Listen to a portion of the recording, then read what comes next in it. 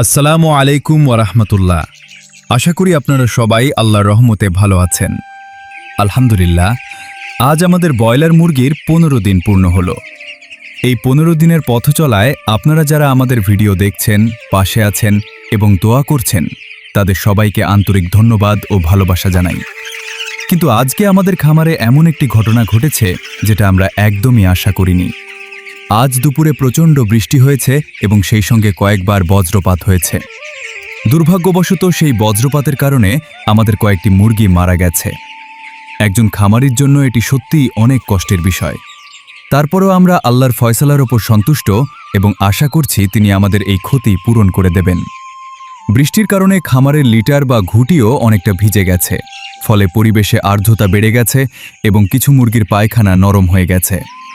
এমন পরিস্থিতিতে দ্রুত ব্যবস্থা না নিলে ব্যাকটেরিয়াজনিত সংক্রমণ এবং অন্যান্য স্বাস্থ্য সমস্যা দেখা দিতে পারে।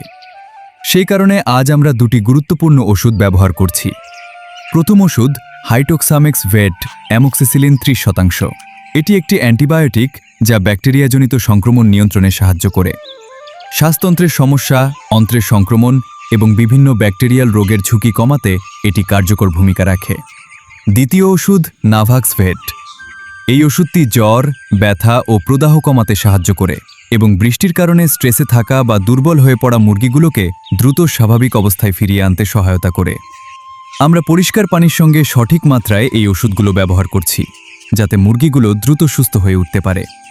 ওষুধের পাশাপাশি আমরা ভেজাল লিটার পরিবর্তন করছি, খামারের পরিবেশ শুকনো রাখার চেষ্টা করছি এবং প্রতিটি মুরগির দিকে বিশেষ নজর রাখছি।